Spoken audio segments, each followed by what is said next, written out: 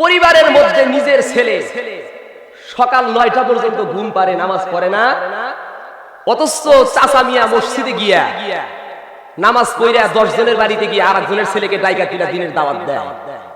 আপনাদের কাছে জানতে চাই, আর আপনারা বলেন প্রথম দাওয়াতটা কি ওই রোহামালির ছেলে, কুদ্দুসের ছেলে আর শাহজালালের ছেলেকে দাওয়াত দেওয়া দরকার, না নিজের ছেলেকে দাওয়াত দেওয়া দরকার?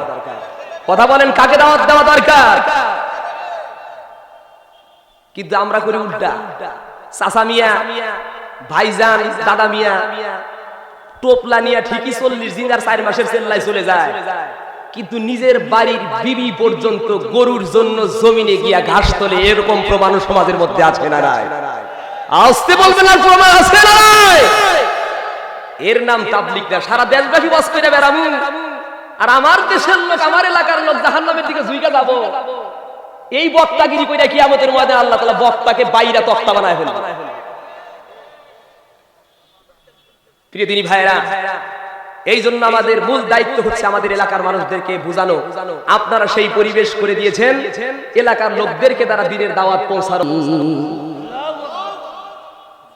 আল্লাহ রাব্বুল আলামিন বলেন, মানুষদের মধ্যে ওই মানুষের চাইতে উত্তম মানুষ কে হতে পারে? যারা মানুষকে হকের কথা বলে দিন বুঝাতে গিয়া নিজের খেয়ে অন্য মানুষের উপকার চায়, ওই মানুষগুলো দিনের দাওয়াত দিয়া দিয়া মানুষকে ইসলামমুখী করে, কোরআনমুখী করে, আল্লাহমুখী করে। পৃথিবীর জমিনে আল্লাহর আসমানের নিচে জমিনের বুকে ওই দাওয়াত দেওয়ার সেই ব্যক্তির চাইতে শ্রেষ্ঠত্ব ব্যক্তি আল্লাহর আসমানের নিচে আর একটাও হতে পারে না। সামনে পিছনে যারা বসা আছেন সকলে বলি আল্লাহু আকবার। সেই দিনের দাওয়াত দিয়ে আমি মহাগ্রন্থ আল কোরআনুল কারীমের সূরা তাহা, এই সূরার 55 নম্বর আয়াত আপনাদের মাঝে উপস্থাপন করেছি। আল্লাহ রাব্বুল আলামিন যদি তৌফিক এনায়েত করেন, আল্লাহ তাআলা যদি যোগ্যতা এবং ইলম দেন, আপনারা যদি দোয়া করেন, আমি এখান থেকে কিছু কথা বলতে পারবো। আল্লাহ তাআলা যেন আমি এই নগণ্য ক্ষুদ্রতম গোলামের মুখ থেকে আপনাদের সামনে সুন্দর সুন্দর বয়ান বা সুন্দর সুন্দর কথা উপস্থাপন করে আমরা যারা বলবো আর আমরা যারা শুনবো, আমাদের সকলকে আল্লাহ তাআলা যেন দ্বীনের খাঁটি সমঝ আর বুঝ দান করে। সকলে বলি আল্লাহুম্মা আমিন। প্রিয় ভাইরা, আমি ভূমিকা লম্বা না টেনে ঠিক সরাসরি আমি আয়াতের দিকে চলে যাইতে চাইতেছি। আল্লাহ তাআলা বলছেন, মিনহা খলাকনাকুম, আমি তোমাদেরকে সৃষ্টি করেছি এর থেকে। এর থেকে দ্বারা বোঝানো হয়েছে, এখানে আল্লাহ তাআলা ইঙ্গিত করেছেন তোমাদেরকে আমি সৃষ্টি করেছি মাটির উপাদান দিয়া। মিনহা খলাকনাকুম, আমি তোমাদেরকে এর দ্বারা সৃষ্টি করেছি। ওয়াফিহা নুঈদুকুম, তোমাদেরকে যে এই মাটি দ্বারা আমি সৃষ্টি করেছি, আবার পৃথিবীর মানুষেরা এমন একটা সময় আসবে যখন তোমাকে এই মাটির মধ্যেই আবার ফিরিয়ে দিবে। দৃষ্টান্ত প্রমাণ, আমরা পৃথিবীতে আসি যতক্ষণ, বিচরণ করি ততক্ষণ, যখন আমাদের এই দেহের ভিতরে যে প্রাণ পাখিটা আছে, এই রূহটা আছে, যার কারণে আমরা চলতেছি ফিরতেছি, এটা উড়ে গেলে, মালাকাল মাউত আজরাইল নিয়ে গেলে আমাদেরকে পৃথিবীর মানুষ কেউ আর মহব্বত করে না, কেউ আর বলে না 2 দিন রাখি কিংবা 3 দিন রাখি, কেউ এই কথা না বলে ব্যস্ত হয়ে যায় পৃথিবীর মানুষ। কেউ বাঁশ কাটার জন্য পাগল পারা হয়ে যায়, কেউ কবর খনন করার জন্য পাগল হয়ে যায়, কেউ বাজারে গিয়া কাপড়ের কাপড় কেনার জন্য পাগল পারা হয়ে গিয়া মানুষকে তাড়াতাড়ি গোসল করায়া চকলেটের মতো মোড়ানি দিয়া কবরে রাখার জন্য ব্যস্ত হয়ে যায়। তাবার মানে আল্লাহ তাআলা যে বলছেন মিনহা খলাকনাকুম, আমি তোমাদেরকে সৃষ্টি করেছি মাটির উপাদান দিয়া, ওয়াফিহা নুঈদুকুম, আবার তোমাদেরকে পৃথিবীর মানুষ ফিরাইয়া দেবে। তার মানে আমাদেরকে মাটি দিয়া যায়, মাটির নিচে আমাদেরকে রেখে যায়। এই ঘোষণা পৃথিবীতে করে দিয়েছেন যিনি কে? বুঝে থাকলে বলেন তিনি কে? প্রিয় ভাইরা, এই যে মনে হয় আমাদের আলোচনা শেষে কিংবা মাঝখানে হতে পারে, মাঝখানে তো দেওয়া সম্ভব হবে না, হয়তো আমাদের এই আলোচনার শেষেই ডান দিকে তাকালে, আমার হাত থেকে ডান দিকে, আপনাদের হাত থেকে বাম দিকে, একটা মহিলা, আমাদের 6 মিল মনের ওখানে একজন মহিলা, তিনি আল্লাহর ডাকে সাড়া দিয়ে গেছেন, যার জন্য কবর খনন করে রেখে দেওয়া হলো। এই রাত্রিতেই তাকে মাটিতে রেখে যাবে। অনুরূপভাবে আপনারা যেখানে বসে আছেন, আমরা যারা বসে আছি, যারা কথা বলতেছি, আমাদের ঠিক এমন পরিস্থিতি একদিন আসবে এবং হবে। আমাদের জন্য হয়তো এই রাত্রিতেই কোনো এক সময় আমাদেরকে এরকম কবর খনন করে কবরের মধ্যে রেখে যাবে। এই কবরে রেখে যাবে। আল্লাহ তাআলা বলেন তাহলে কবরে রাখলো, পৃথিবীতে আসলে আমি আনলাম তোমাদেরকে, আবার তোমাদেরকে পৃথিবীর মানুষ ফিরাইয়া দিল, মনে হয় কাজ শেষ হয়ে গেছে? না, কাজ শেষ হয় নাই। আল্লাহ তাআলা পরক্ষণে বলছে, কি বলছেন? ভালো করে কান লাগান।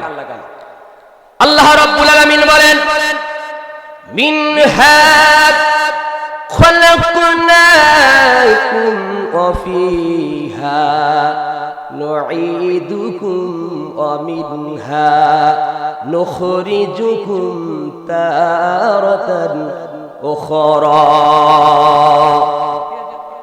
আল্লাহ রাব্বুল আলামিন বলেন, দুনিয়ার গোলামেরা ভালো করে কান লাগান। নিশ্চয়ই তোমাদেরকে সৃষ্টি করা হয়েছে, মাটির উপাদান দিয়া তোমাদেরকে সৃষ্টি করা হলো। আবার পৃথিবীর মানুষেরা তোমরা যখন ইন্তেকাল করে তোমাদের এই দেহের ভিতরে প্রাণ পাখিটা উড়ে গেলে, তুমি যখন ফ্ল্যাট হইয়া যখন তুমি জমিনের মধ্যে শুয়ে থাকবা, পৃথিবীর মানুষেরা তোমাকে আল্লাহর জিম্মায় ফিরাইয়া দেওয়ার জন্য, আল্লাহর জিম্মায় ফিরাইয়া দেওয়ার জন্য পৃথিবীর মানুষের একটা আনুষ্ঠানিক ভাবে সারা এলাকার মধ্যে মাইকিং করে করে ডাক দিয়া বলবে, ও এলাকাবাসী শুনছনি, অত্র অঞ্চলের মাওলানা শাহজাহান সিরাজ তিনি আর দুনিয়াতে নাই, অর্থাৎ তার এই পৃথিবীতে থাকার আর জায়গা নাই। আগামীকাল সকাল 10 ঘটিকার সময় কেন্দ্রীয় কবরস্থানে তার জন্য জানাজা নামাজ হবে, সালাতুল জানাজা আদায় হবে। পৃথিবীর মানুষেরা, আল্লাহর গোলামের নির্ভীক সৈনিকেরা, পর্দার অন্তরালে আমার অবস্থানরত মায়েরা, বোনেরা, যুবক শ্রেণী, আমার ভাইরা, কবির মনোযোগ দিয়ে আল্লাহর কথাগুলো শোনো। এই কবরস্থানে এসে অশোনার পরে যদি তোমার হৃদয়টা যদি বিগলিত না হয়, কোরআনের মাহফিলে কেন্দ্রীয় কবরস্থানে হাজার হাজার মানুষের কবর দেখার পরে তোমার ঈমান যদি পরিবর্তন না হয়, আল্লাহর কসম করে বলি তোমার হেদায়েতের সুযোগটা পৃথিবীর অন্য অন্য জায়গায় কমই আছে। কারণটা হলো তোমার পাশেই, তোমার হাতের বাম পাশেই, হয়তো তোমার চোখের সামনে কিংবা তোমার চোখের আড়ালে একটু পিছনেই তোমার আব্বাকে কবরস্থানে তুমি নিজে হাত দিয়ে শুয়ে রাখছো, হয়তো তোমার আম্মাকে কবরস্থানে শুয়ে রাখছো, কিংবা তুমি যাদের সঙ্গে খেলা খেলে একসাথে তুমি বেড়ে উঠেছো, এমন অনেক বন্ধু তুমি কবরের মধ্যে রেখে দিয়েছো। এজন্যই আল্লাহ তাআলা বলেন, তোমাদের পৃথিবীর মানুষেরা আমি আল্লাহর জিম্মায় যখন কবরস্থানে তোমাদেরকে আবার ফিরাইয়া দিল, তোমরা মনে করেছো আমি মরে গেলাম, কবরের মধ্যে চলে গেলাম, হিসাব মনে হয় শেষ।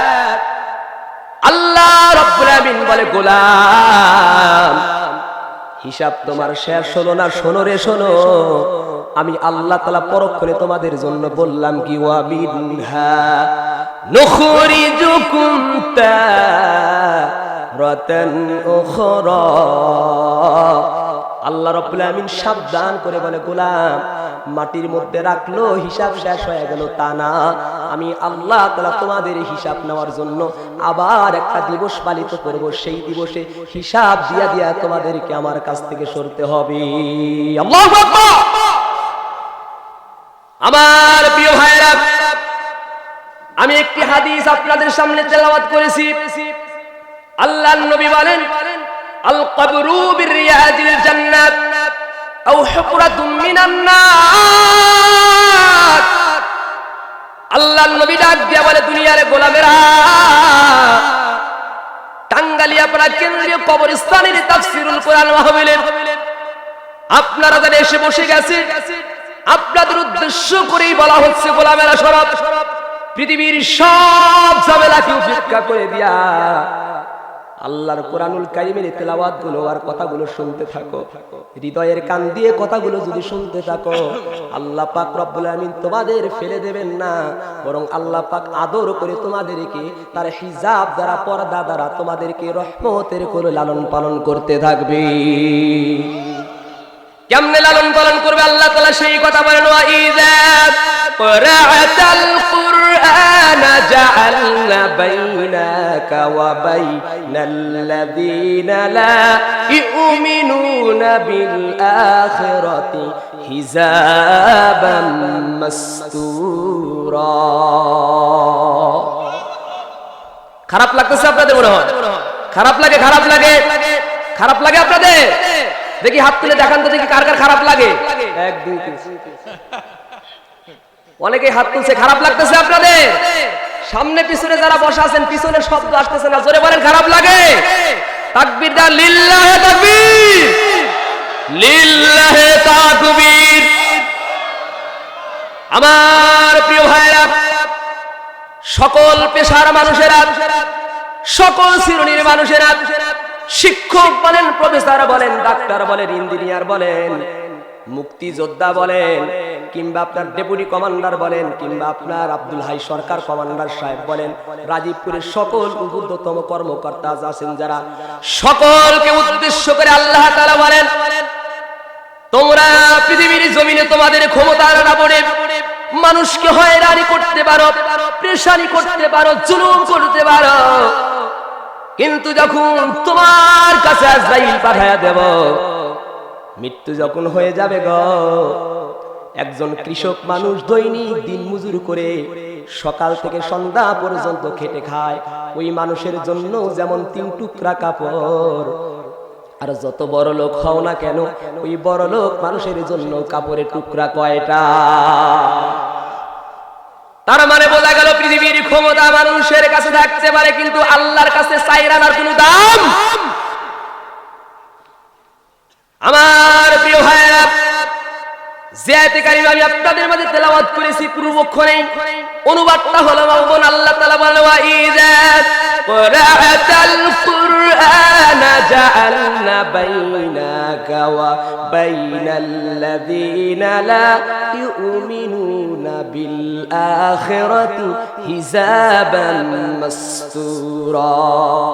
আল্লাহ রাব্বুল আমিন বলেন, যখন তোমাদের সামনে কুরআনুল কারীমের তেলাওয়াত গুলো হয়, পৃথিবীর সকল ঝামেলাকে উপেক্ষা করে দিয়া কোরআনের কথাগুলো তোমরা যদি মনোযোগ দিয়া শুনতে পারো, আল্লাহ পাক রব্বুল আমিন আসমান থেকে অসংখ্য অগণিত ফেরেশতা পাঠায়া দিয়া বান্দার জন্য হিজাব নামক একটা পর্দা দিয়া আল্লাহ পাক রব্বুল আমিন বান্দাদের জন্য রহমতের দরজা খুলে দিয়া দেয়। অসংখ্য অগণিত ফেরেশতারা আসে, আসমান পর্যন্ত আল্লাহর আরশে আযীম, ওই আরশে আযীম পর্যন্ত চলে যায়, আর ফেরেশতারা ডাক দিয়া বলে, আল্লাহ,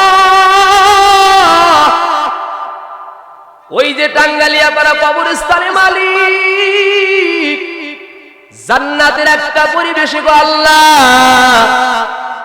জান্নাতি পরিবেশে জান্নাতের বাগানে বসে গেল, ওই মানুষগুলোর সামনে যখন কোরআনের তেলাওয়াত করে, জান্নাতের বয়ান যখন করে, মানুষগুলো মিষ্টি মিষ্টি মুস্কি মুস্কি হাসতে থাকে। জাহান্নামের বয়ান যখন করে, চোখের পানি ফলায়া বান্দাগুলো জুরজুরায় কান্না করে। আল্লাহ তোমার ভয় অন্তরে রেখে গোলামগুলো এমন কাজ করতে থাকে, আল্লাহ পাক বলে, ফেরেশতারা রে, যেই গোলামেরা জান্নাতের বয়ান শোনার পরে মিষ্টি মিষ্টি হাসে রে, আমার ওই গোলামেরা কি আমার জান্নাত দেখছে নাকি? ফেরেশতারা ডাক দিয়া বলে, আল্লাহ না, জান্নাত তো তোমার গোলামেরা দেখে না। আল্লাহ পাক বলে, জাহান্নাম কি আমার গোলামেরা দেখছেনি? যে কারণে আমার গোলামেরা চোখের পানি ফেলায়া কান্না করে। ফেরেশতারা ডাক দিয়া বলে, আল্লাহ না, তোমার ওই গোলামেরা তো জাহান্নামের আগুনও দেখে না। আল্লাহ পাক আবার শেষবারের মতো প্রশ্ন করে, ও ফেরেশতার দল, ওই যে কবরস্থানের মাহফিলে মানুষগুলো বসে গেল, জান্নাতের বয়ান শুনে হাসলো, জাহান্নামের বয়ান শুনে চোখের পানি ফালায়া কান্না করলো। ওই গোলামগুলো কি আমি আল্লাহরে দেখছি নাকি? বলে আল্লাহ তাও তো দেখে নাই। আল্লাহ পাক বলে সেই গোলামরা জান্নাত দেখলো না হাসলো, জাহান্নাম দেখলো না কাঁদলো, আমি আল্লাহ তাআলা কেউ দেখলো না, এরপরে আমার প্রতি বিশ্বাস করে তারা কবরস্থানে বসে গেল। যাও যাও তোমরা সাক্ষী হয়ে যাও, আমি আল্লাহ তাআলা তাদের প্রতি সন্তুষ্ট হইয়া তাদের জীবনের সব গুনাহগুলো আমি আল্লাহ মাফ করে দিলাম। আমার দিনী ভাইয়েরা, কলিজার টুকরা যুবকেরা, তরুণেরা, আল্লাহর গোলামেরা, নির্ভীক সৈনিকেরা, শোনাও, এই কবরস্থানে তোমরা আমরা মিলা কত মানুষকে কবরস্থানে রাইখা দিছি, একটু হিসাবটা মিলাও রে গোলাম। কবরস্থানে যখন আসি ইমানটা বৃদ্ধি হয়ে যায়, যেই কবরস্থান থেকে বের হয়ে যায় গেটের মধ্যে গেলে ইমান আর থাকে না, ওইটা ইমান হতে পারে না। ইমানের নাম হলো কবরস্থানে আসছি, যেমন ইমান বৃদ্ধি হলো, আমি বাড়িতে আসি, গাড়িতে আসি, হাটে আসি, মাঠে আসি, ঘাটে আসি, সব সময় আমি বিশ্বাস রাখবো যে আমাকে সব সময় দেখছেন যিনি, তিনি কি। আমার প্রিয় ভাইরা, এই যে কবরস্থান, জাতিকারিমা তেলাওয়াত করেছি, নবীজির হাদিস তেলাওয়াত করেছি, হাদিসের বর্ণনায় এই কবরস্থান দৈনিক মানুষকে 5টা জিনিসের অনুরোধ করতে থাকে, আর ডাক দিয়া বলে, দুনিয়ার মানুষেরা তোমরা তোমাদের হুঁশ ফিরাও, তোমাদের জ্ঞানটা ফিরাইয়া দাও। 5টা জিনিস দৈনিক কবরস্থান মানুষকে 5টা জিনিসের অনুরোধ করে থাকে।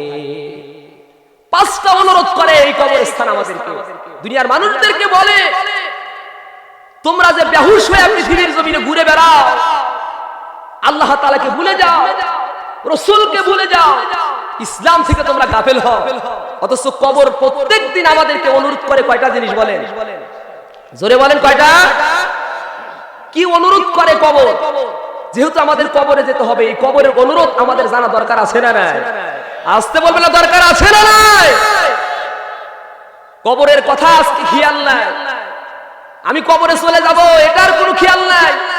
আমি পৃথিবীতে বড় হতে চাই, আমি পৃথিবীতে মেম্বার হতে চাই, পৃথিবীতে চেয়ারম্যান হতে চাই, আমি পৃথিবীতে এমপি হতে চাই, মন্ত্রী হতে চাই, কিন্তু আল্লাহ তাআলার কাছে এই চেয়ারম্যান, মন্ত্রিত্ব, এমপিত্ব আল্লাহ তাআলার কাছে কোনো দাম নাই যদি আল্লাহর আবেদ আর গোলাম বান্দা হতে না পারে। চিৎকার দিবেন ঠিক কিনা?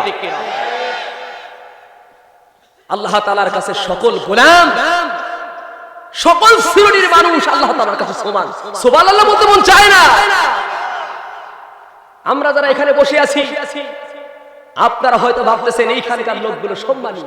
হ্যাঁ, বাহ্যিক দৃষ্টিতে পৃথিবীর সিস্টেম অনুযায়ী আমরা স্টেজে যারা বসে আছি, চেয়ারে যারা বসে আছি, সাময়িক সময়ের জন্য হয়তো আপনাদের কাছে আমরা সম্মানিত, এইটা ঠিক। তবে আল্লাহর কসম করে বলি, আমরা চেয়ারে বসে আছি, আমরা যদি আল্লাহর কাছে যদি দামি না হতে পারি, আমার চাইতে সলিমুদ্দি আর কলিমুদ্দির দাম আল্লাহ তাআলার কাছে বেশি। সুবহানাল্লাহ বলতে মন চায় না? আমাদেরকে অনুরোধ করা কয়টা জিনিস বলে? জোরে বলেন কয়টা? এই 5টা জিনিস আজকে জেনে যাবো ইনশাআল্লাহ। আমার সময় যদি এতে যদি কয়টা বাজে বাজুক, তাহলে কি বলেন আপনারা? না কি মনে করেন আপনারা? পূর্ণাঙ্গ ভাবে যদি কথা বলতে না পারি, কবর কি বলতেছে, কি ডাক দিতেছে, কবর থেকে যদি কবরে চলে যাব, ফ্ল্যাট হয়ে চলে যাব, আমি শেষ হয়ে যাব, আমি মরে যাব, শেষ হয়ে যাব, আমার ক্ষমতাগিরি, আমার মন্ত্রিত্ব, আমার এমপিত্ব, আমার দাম্পত্য, আমার সম্পদের অহংকার যদি মিশে যদি নাই নিতে পারি, এই কোরআনের মাহফিল দিয়ে কোনো লাভ নাই। আসতে বলবো না ঠিক কিনা? কবর আমাদেরকে দৈনিক ডাক দিয়া বলে, দুনিয়ার মানুষেরা, 1 নম্বরে কবর অনুরোধ করে, দুনিয়ার গোলামেরা শোনাব, আমি কিন্তু এমন একটা কবর, আমি হলাম একাকী ঘর। তোমরা যখন কবরে আসবা, আসার পূর্বে, তোমরা কবরে আসার পূর্বে তোমরা একটা সঙ্গী নিয়ে আসো। পৃথিবীর মানুষেরা শোনেন, আপনারা ভালো করে কান লাগান, কত মানুষ তো আমরা বিদায় দিয়ে দিলাম, আজও পর্যন্ত কি আজও অবধি পৃথিবীর শুরু থেকে এই পর্যন্ত এই অবধি পর্যন্ত কবরের ভিতরে যখন নামায়া দিছি, আপনারা বলেন তো দেখি ওই মৃত্যু মানুষের সঙ্গে কি আমরা কোনো একটা সঙ্গী দিয়া দিছি নাকি? কিন্তু কবর লাগ দিয়া বলে গোলাপ এমনি তুমি কবরে আইসো না রে, আইসো না। কবরে আসার পূর্বে চিন্তা মিলাইয়া দেখো, কবরে আসার আগে তুমি একটা সঙ্গী নিয়ে আসো, একটা সঙ্গী নিয়ে আসো। একা যদি কবরে আসো রে গোলাপ, ওই কবরের সঙ্গী ছাড়া তুমি থাকতে পারবা না। আমার প্রিয় ভাইয়েরা, এবার আপনারা বলেন তো দেখি, যেই কবর আমাদেরকে সঙ্গী নিয়ে যাইতে বলছে, কবরে আমাদের সঙ্গী নিয়ে যাইতে হবে। আমরা তো পৃথিবীর মানুষ, কেউ যাবে না, বিবি আমার সঙ্গে যাবে না, সন্তান সঙ্গে যাবে না, আমার বন্ধু আমার সঙ্গেও যাবে না। আমার সঙ্গে কবর যেই জিনিসটা নিতে বলে, আপনারা বলেন তো দেখি সেই জিনিসটা আমাদের জানা দরকার আছে না? না, আপনি কবরের মধ্যে যেই জিনিস নিয়ে যাইবেন রে বন্ধু,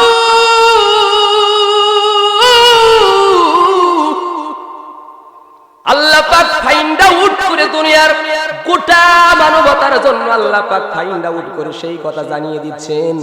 আল্লাহ রাব্বুল আলামিন সূরাতুল বানি ইসরাঈলের 82 নম্বর আয়াত আল্লাহ পাক রব্বুল আলামিন সেই কথা বলে, গোলাম তোমার যেই সঙ্গীটা নিয়ে যাবা সেটার নাম হলো ওয়া নুনাজ্জিলু মিনাল কুরআনি মা হুয়া শিফাউ ওয়া রাহমাতুল লিল মুমিনিন।